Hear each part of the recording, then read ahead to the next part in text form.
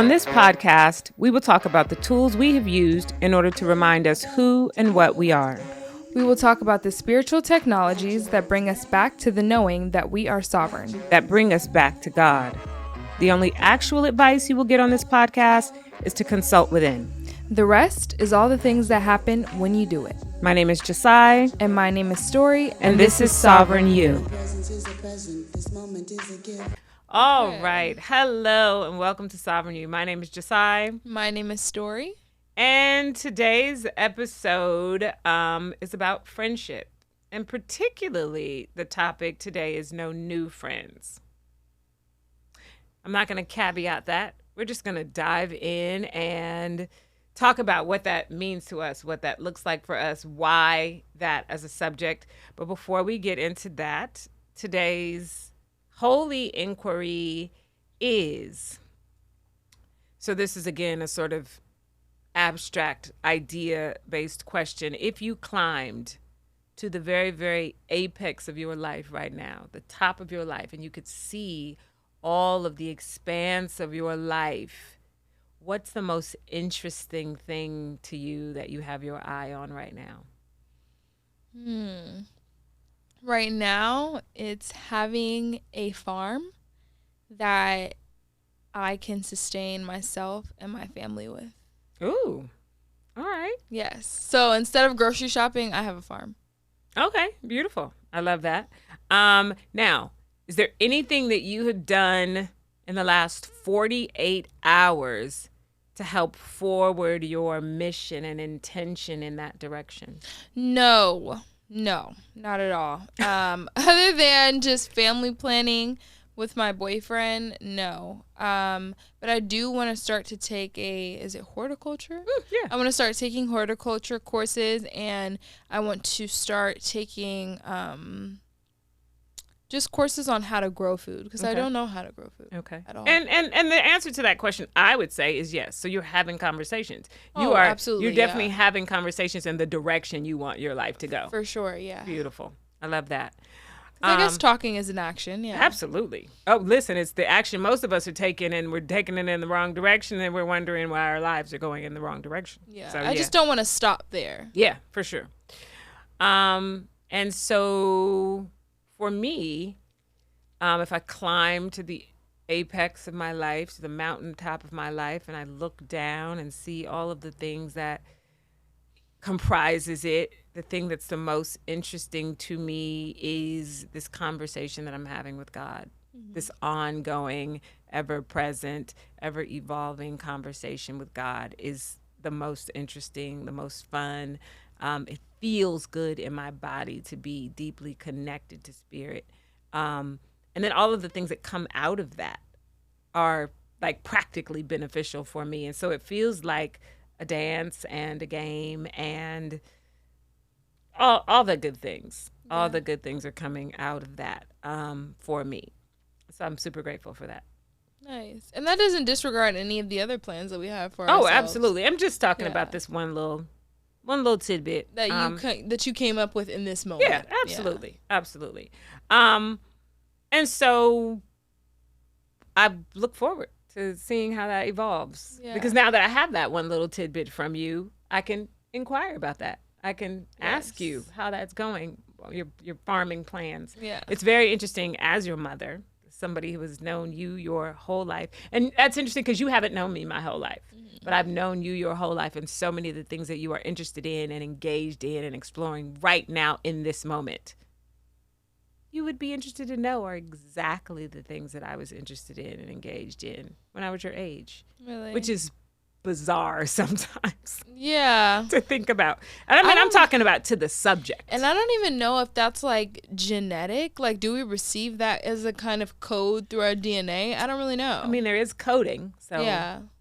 Who knows? Really a seed of a conversation when you were not even paying attention. Yeah. Could have gotten in and there. Not even to like stray away from what we are ultimately going to talk about today.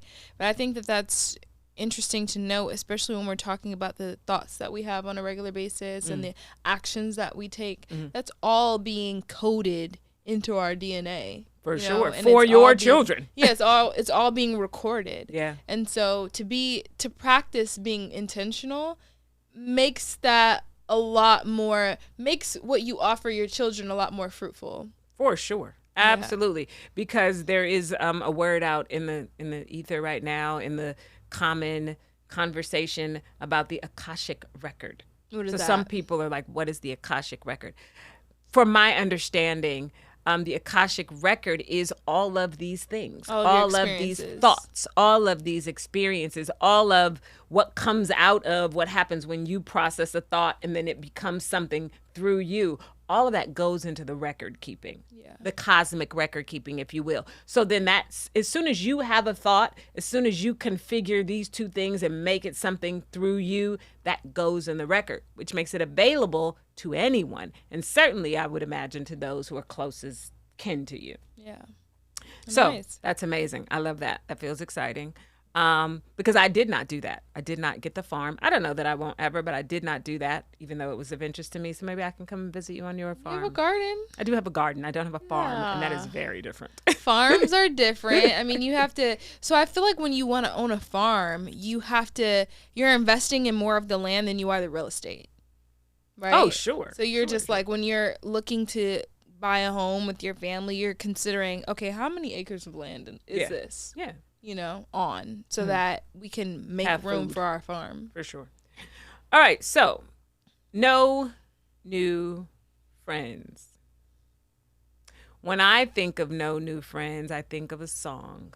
I don't even know whose song it is. Drake. Okay, Drake. Oh, hey, Drake. Hey, Drake.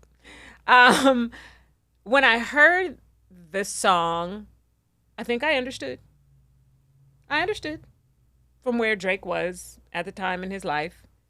No new friends is probably a decent sort of baseline rule. If you have to have rules in your life in order to govern your life and the experience that you're going to have, you do have to have sort of baseline rules. I think when you're at the place in his career that he was at, he was singing the words "no new friends," felt to me logical-ish. Now, of course, you can always happen upon an individual every now and then, here and there, that sort of gets around that rule, aligns with who you are, and then you say, no, that one though, I'll take that one. For sure. But just being out in the world, especially as out as Drake is in the world, you just can't be picking up humans. You can't just be picking up people, because it's not safe. It's not wise. It's not wise for anybody, frankly. It's not wise for anybody, frankly, to just be picking up people. But tell me how you came to a subject of no new friends as an offering for the podcast. Why that in the scope of spiritual tools and tech and using those things to sort of shape our lives and be intentional. Why that? I'm like, how do I share a specific example and you don't without have to say names, airing anybody out, yeah, or making them feel uncomfortable? Scenarios is good. Yeah. So a scenario that brought me to this place is, I'm recently, within, the last 5 years, even shorter than that. I think I graduated 3 years ago. I have, since I've graduated, I've been on a very particular path that requires me to be able to have my own energy and maintain my own energy and manage my own energy in a way that looks like, okay, this is what I need to do from the start of the day. This is what I need to do at the finish of the day, whether that be meeting quotas, whether that be taking care of my apartment, because I got an apartment right out of high school too. So I have responsibilities. Right. And I know what it takes to be a real friend. And it takes energy. It takes time. It takes resources. And having graduated from high school, I feel that, there are people from that space that want to reconnect, that want to, even if you weren't close friends in high school, because they know you, they want to be friends with you.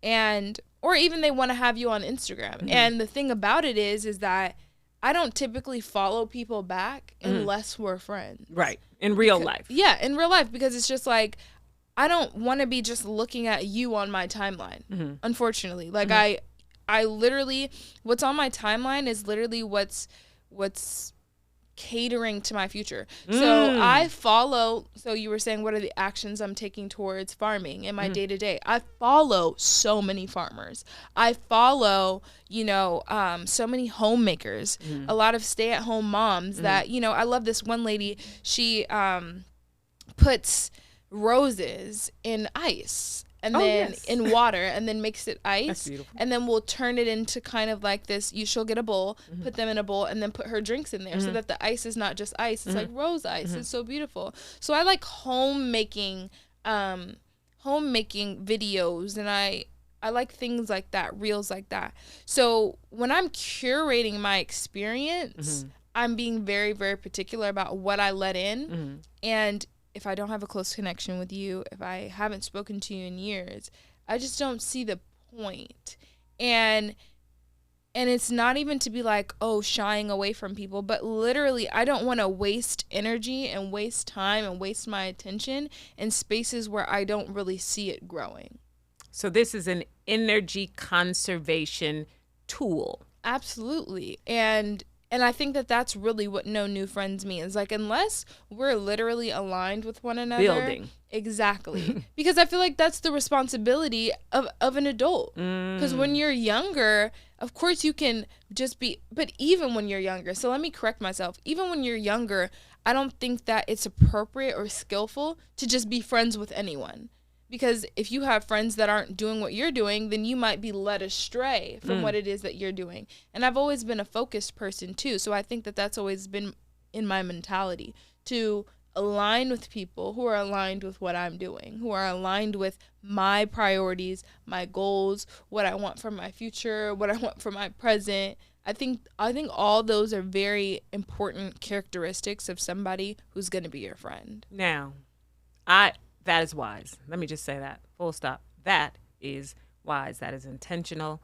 That is forward thinking and present thinking. Yeah. Why do you think, because there are some people who are watching this right now who would recoil at that idea of not letting new people into your orbit just off bat. Yeah, just for no reason. Yeah. Just because they want to. Or just, if there's just a reason at all, like, but it's not the reasons in which I just listed, but it's a reason, like we went to high school together, right. Or if you meet somebody at a coffee shop and they're like, oh, let me get your Instagram, and it's like, what do we have in common though? That's so weird. It's so interesting to me that we have gotten to the place and culture with social media as a central piece of our cultural communication exchange, that there are people who could expect to enter your world through Instagram just because they asked. Just because they asked. And so when you say no, it's shocking. It's shocking. Like, we've come to the place already, and this is a really new advent in our culture, and we have already come to the place where if you say to somebody, oh, no, I'm not interested, that could feel like, well, what's wrong with me? Well, nothing's wrong with you. I actually don't even know you. I'm simply not opening the door to a whole bunch of new energy because I use this space in the service of my current goals, my current intentions. And I don't have any intention of widening that space so that I can be what I consider a good friend and pay attention to you. Exactly. Comment on when you show me something you really like, when you're really interested in something. I'm going to be a real friend and engage. I'm not open to that. Yeah, I'm not open to engaging with anything. Just any old thing. No. Mm-mm. I am laughing because I promise you that is what we're doing. We're just engaging with any old thing when we let anybody follow somebody who, and again, I think the social media has done a very interesting thing. So I'm a child of the television age. So the television, if you turn it on, it's in your house. What they are talking to you about, you're in conversation about. Yes, your thoughts are surrounding that in that moment. And even in moments, after that, you are now thinking about the context in that episode, in that movie, in that whatever is being televised to you. Yeah. Yeah. I think if people just took a deep breath and really sat in the reality of what it means to have, if you have 8,000 friends on Instagram, to be in the energy potentially of 8,000 different people in a day. Because that's bigger than television. When I was a kid, there was Channel 2, Channel 4, Channel 7, Channel 9, Channel 11, Channel 13. 6 channels. Like, what? Do you know 8,000 people personally? Could you? Could you feasibly, realistically, know, engage, exchange with 8,000 individuals in a single day? And why is that many people in front of your face every day? That's not because good. It really isn't. And we're talking about conditions of the mind. Yeah. Lots of people are having mental health issues. Lots. So much of the scramble in our minds has to do with taking in so much information in a day. And especially if your default is comparison, like, okay, let's say that that's a natural trait of being a human being and you're working on, being more skillful with that and not comparing, but you haven't quite gotten there yet. Imagine how many times you're comparing yourself to other people if you follow that many people. Everything you lay your eyes on. Everything you lay your eyes on is in relation to you because it's you laying your eyes on it. So if you see 8,000 new coffee tables a day, you might start questioning yours. You might start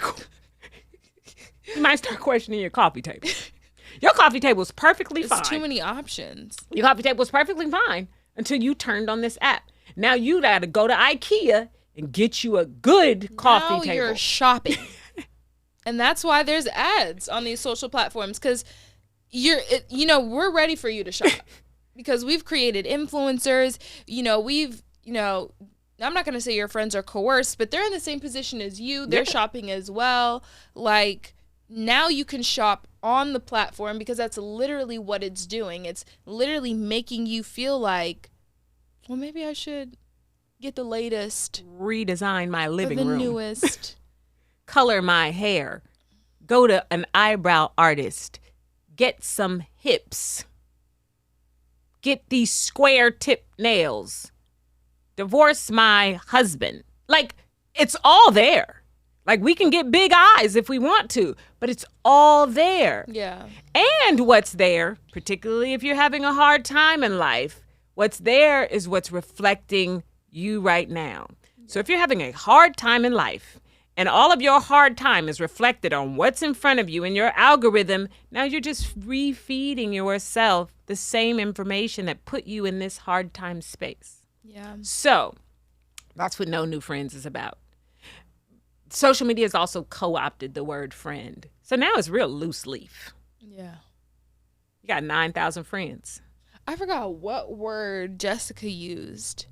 But she talked about, I don't know, I really wish I could pull it up. Okay. But what was the context? Should I pull it up? Oh, you okay, can let me see if it's possible. Yeah. It's on Instagram. What is this context, though? It's about the kind of friendships formed on social media. Oh. And Jessica has a large following, so she used a very specific word. Yeah. Oh, beautiful. Because here we go. Because language is powerful, and so we can't let social media take the word friend and then get real emotions around just somebody who clicked you. Parasocial relationships.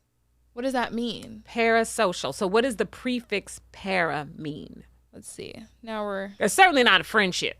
Now we're in English class right now. I like it. I mean, because we have to know what we're saying. Because what we're saying is framing our experience. Parasocial relationships are one-sided relationships where one person extends emotional energy, interest, and time, and the other party, the persona, is completely unaware of the other's existence.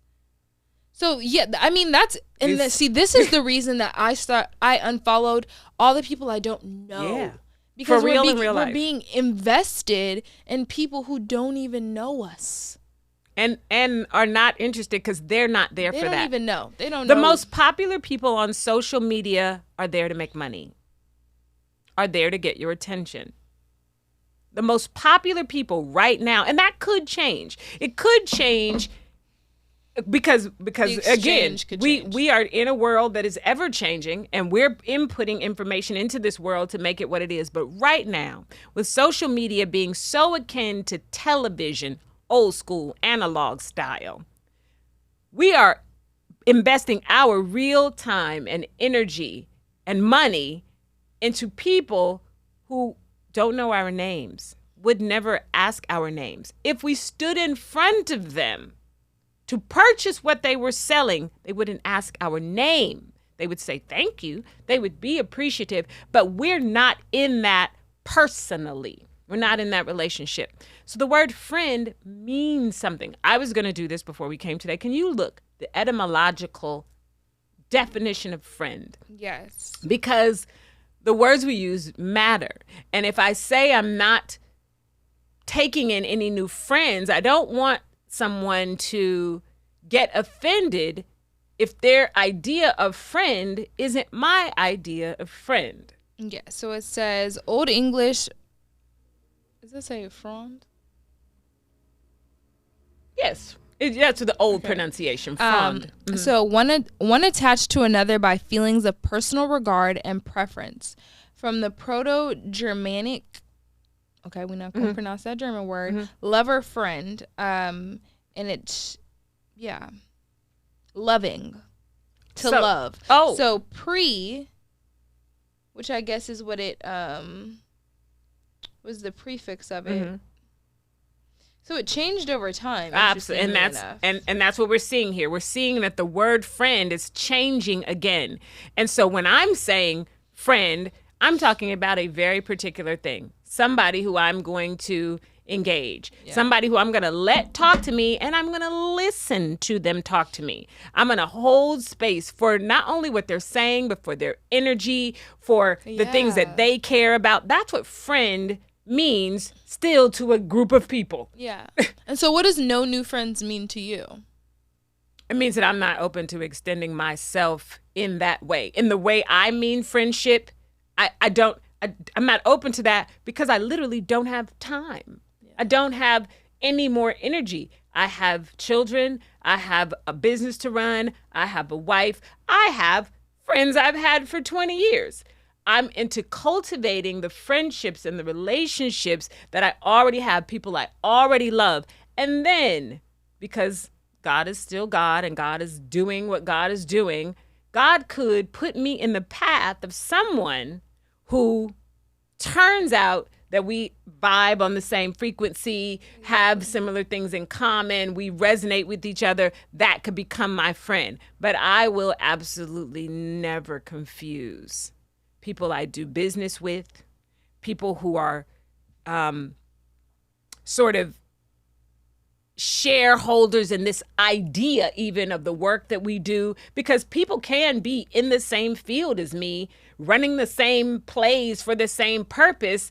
Doesn't make them my friend. Me as an individual, it doesn't make them my friend. I can cheer for you. I can root for you. I can encourage you. Like a cheerleader is a cheerleader. But if you just called me one day and started talking about your mom, that would feel invasive. It would not work because my investment ain't that long. Yeah. I don't know your mama. I don't know. And what it would take for me to really know in order to be a real friend is more than I have to give.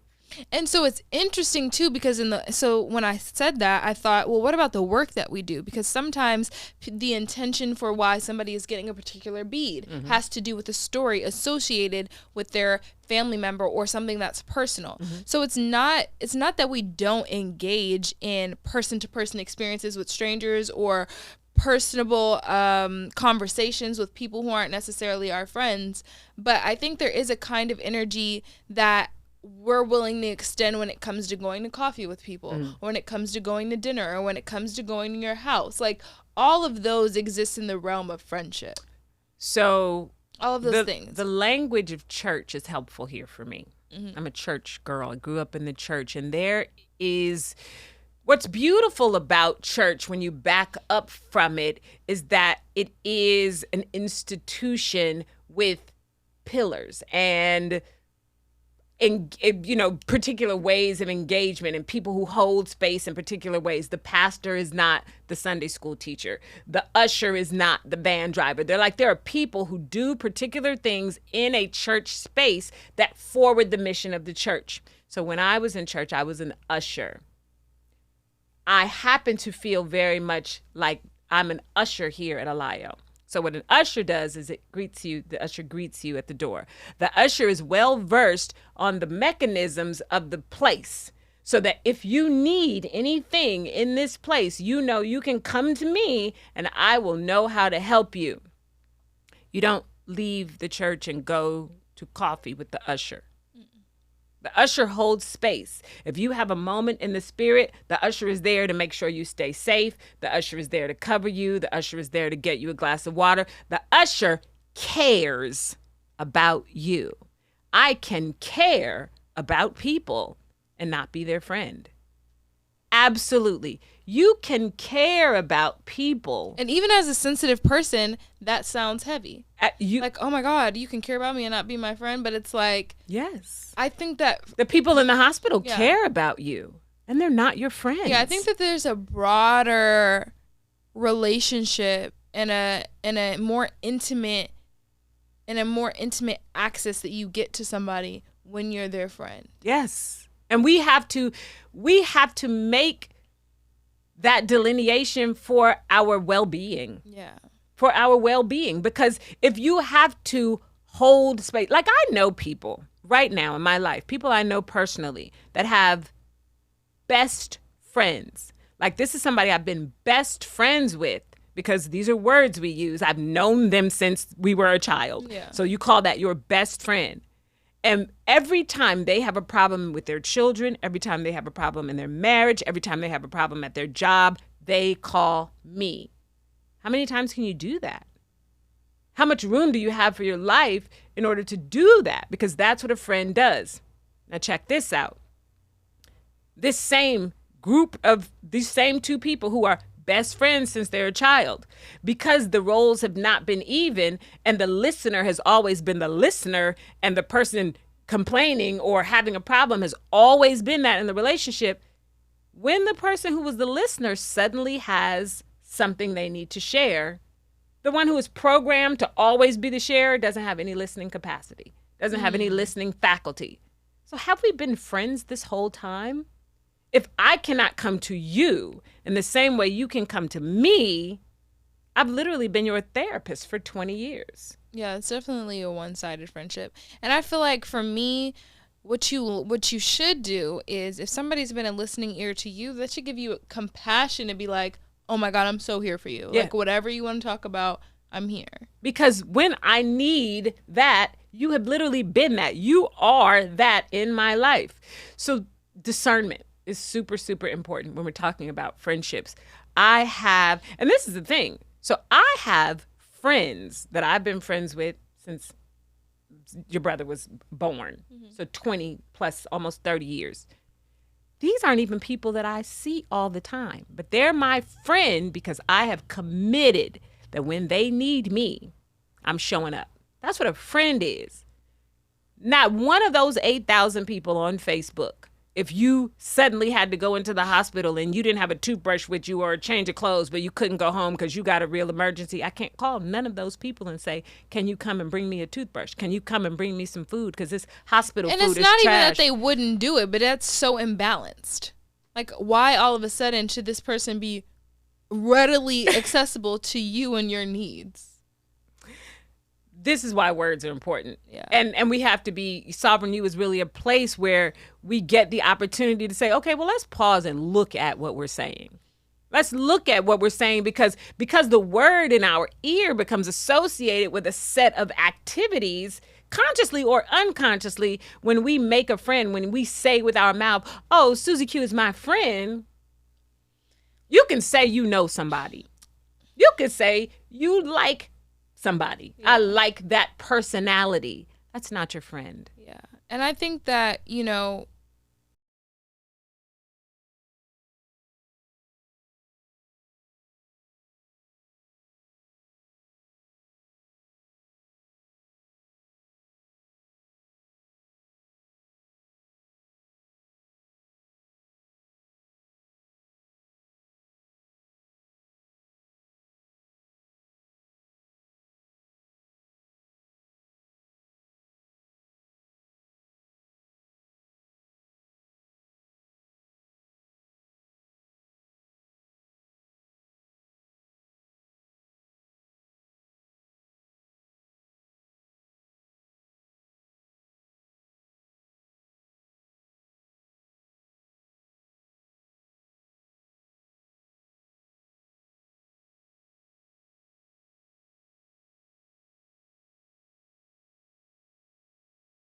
That's what I call the holy math. That's the real truth of what it means to say I have this many friends. And so before we end, because then people are left with the dilemma now. Now that I've realized this, now that you've so gracefully informed us of how friendships work and what the problems might be that we're feeling energetically. What do I do?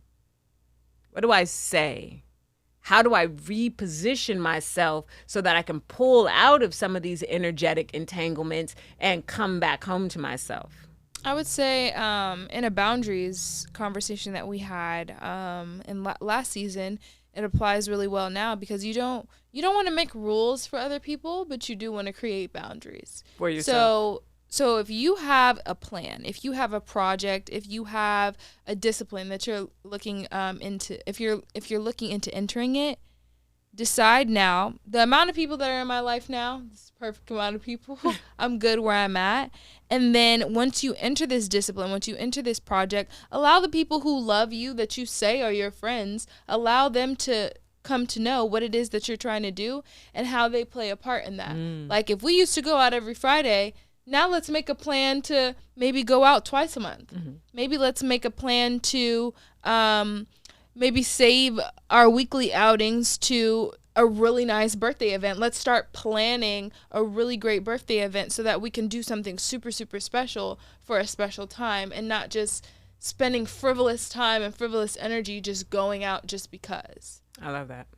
So those are practical tools. Invite people into, especially the people who you say are your friends now and you say are the people who support you now, invite them into your new experience. Invite them into. And see if they come. Yes. And see if they come. Because I'm going to tell you, when I started Alio, that was really, really interesting for me. And you hear these stories about people that get really successful and they, everybody's looking, are the friends they had then the friends they have now? It's hard.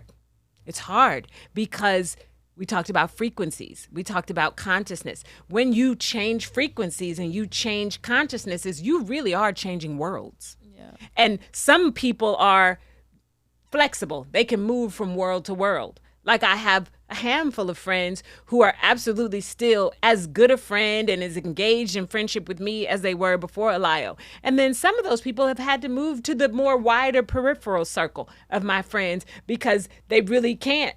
In the beginning, my schedule looked like I can't go nowhere at no time. Yeah. And some of my friends would be like that was press. No, I'm having a good time here at this dining room table making beads from sun up to sundown and doing what I love and harnessing my own energy. So the people who thought, oh, well, she's not available to me anymore in the ways I'm used to. Yeah. And, I will say I'm blessed. Okay. I'm blessed to have a best friend who literally just showed up in those times. Yeah. Like, oh, you're at the studio working? Okay, I'm going to pull up with food. Or I'm going to just come and make beads with you. Because it's just like, if that person really loves you and wants to be around you, it doesn't matter what you're doing. Listen, I tell people all the time, people who love you want for you what you want for you. Yeah. People who really love you want for you what you want for you. And so that's it. That's what friendship is. Friendship is love. Just like the etymology suggests, there's love embedded in that. And love wants for people what they want for themselves. So this is how you can tell if somebody's really your friend. You ready? Oh. Do what you want to do and see how they respond. Yeah. It's really simple. Do what you want to do. Do what lights you up. And then see who's smiling versus who's side-eyeing. And then sort it out from there. Sort it out. Sort it out from there. Beautiful. Be the manager of your own energy. Be the manager, my guy. All right, I love that. So now to the book segment. It is to the book segment, story time. I am sharing. Am I sharing that? I am. Okay. I'm sharing. I am in a sort of self-initiatory process sequence. I'm in school. I'm teaching myself something new. And I am spending a lot of time and energy engaged in the subject and the experience of what it means to work with Kemetic spirituality. This book here is the Metu Netter. It's volume 6, so there are 7 volumes of this book. This is volume 6, and it is the Ra initiation system. And so I'm literally going through this initiation system, and it is a complete and thorough initiation system with practices in place and all the tools you need here. This happens to also be something that you can do online. Like you can access this community of people and go through this initiation space. I think the one they have online, let me pause. The one they have online is Ma'at, and the 11 laws is the one that's online. But all of the books are available if you want to just do this kind of self-study on your own. This is really teaching me about befriending myself. Okay, nice. I mean, and it is teaching me about all the times and the whys of how I haven't been friends with myself and how I haven't, engaged me as intimately as I might even want somebody else to engage me, because you really can't be a better friend to anybody than you are to yourself. Yeah, and you can't extend a friendship, a really genuine and honest friendship to somebody if you haven't done that with yourself. Yeah, first. if you don't know who you are, what are you offering them? Yeah. And so this book is, I feel joy. Nice. I feel gratitude. I feel deep gratitude for this man, this being that offered his attention to this practice, and then out of that was able to create an offering that looked like these 7 volumes. So I haven't seen this color of a book, but I guess if you're talking about raw, you're talking about the sun. So Yes. red is an appropriate color. Mm-hmm. This is the same author and the same book? Yes. This is nice. the same author. So he has 7 volumes. Like what he has done in his exploration of Kemetic spirituality is he has drawn from that through his own life a whole system that people can use and engage in order to come closer to themselves. In the Eve group that I started some years ago, I used to say in the group all the time when people would be having frustrations in their relationships and, with people, particularly around friendships, because women be having, friendship challenges that we make each other privy to when we're having a hard time if we're in the same circle. And I would say quite often, hold your own hand. Be your own friend. That way you're never without a friend. If you do that, then what your friends do in the course of the natural course of their lives, because people go through things. If you make sure that you are always your own friend, then what the other people in your life do, you can have more room for. Yeah, and I think it takes the pressure off all relationships. Absolutely. If you're not so dependent on somebody's emotional support, on somebody's even physical support. Like, I'm good, I hold myself up, and if there's something I want to share, trust that I have sorted this out with myself first before I brought you in. Yes. Like, you're not the deciding factor here. We sharing, but also I got it if you don't on this particular day happen to have the capacity to hold space for this. Yeah. So yes, this Ra initiation system is definitely something to explore. I encourage, now it's for people at a particular level of consciousness. I have been looking at the Metu Netter and this family of books for over a decade. Not until this last year and a half have I even been able to understand what these words meant. So that's my word of caution here, that this isn't for everybody right now. But if you open it up and it's reading to you like it makes sense, it's for you. So definitely engage that. Absolutely. All right. And now we have our Wisdom Owl segment. This is for you, ma'am. Okay. What do you do with the fear that comes up around trusting God? It feels juicy to me now. I welcome fear now because I know what to do with it. I breathe.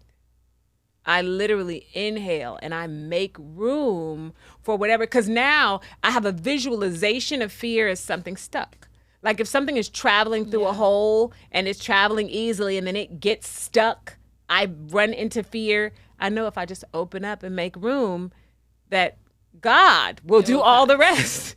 That because if I know God and I know how God works, and I know that this thing, this object has lodged itself in my clear path and my clear connection to God, I know that if I let go and I expand myself, that God will move that thing. But again, that is a practice, and it's not a cognitive practice. It's a physical practice. Every single day of my life, get up, open my eyes, and I take a deliberate inhale. I make myself as wide open as possible and as available as I can make myself for God to move through me, like my breath moves through me. And it dislodges fear of all kinds every time. And like I was asking you earlier, does it always work? Does it always? It always works. Yeah. It never fails. So that's it for me. I breathe and I follow my breathing until it works itself out. Yeah. And that's what you have to do. Like, you just have to, in relationship to what I was saying about peace, you just have to keep calling on peace, because I know what peace is. It's not like it's foreign to me. It's not like I've never been in a peaceful state. I call on that energy when my mind tries to stray from it. Right. Beautiful. I like it. I like that that's simple. I like that there are, because that is simple. We can get out the way. Yeah. But if you don't know how to get out the way, that's what you have to acquire, the tools that move you out the way so that God can do what God does. And then you won't have the problem trusting God. Yeah. Because you have given God ample opportunities to show itself, to show you how it works. Once you know how God works, just like once you know how your parents work, when you're a kid, you let your daddy throw you up in the air, 4 feet in the sky, because you know your daddy's going to catch you. Yeah. You have been thrown up in the sky enough times by this guy that you laugh when that's about to happen and you don't get scared. Yep. So that's it. Nice. That's the whole thing. Thank you so much for your time. Thank you. Your talent, your beautiful mind. Thank you so much for joining us today. If you are interested in watching the video version of this podcast, you can head over to Alayo's YouTube page and check out this and all episodes of Sovereign You. You can find us on Instagram at Sovereign You Pod. You can find us at the Alayo webpage, Alayo Waist Beads. And we appreciate you spending your time and your energy in this direction. We hope that it has been as beneficial for you as it is for us. And if you have questions that you would like us to answer in our Wisdom Owl segment, DM us. DM is a perfectly suitable way to get in touch with us, and then we will include those questions, and maybe you will hear that question on a future episode of the podcast. Listen on Apple Podcasts or wherever you get your favorite podcast, and we will talk to you soon. Bye, guys. Thank you. It's what? My joy is now. Intentionally thankful, I'm focused on the moment. I'm connected to the source, find alignment with the course. My joy.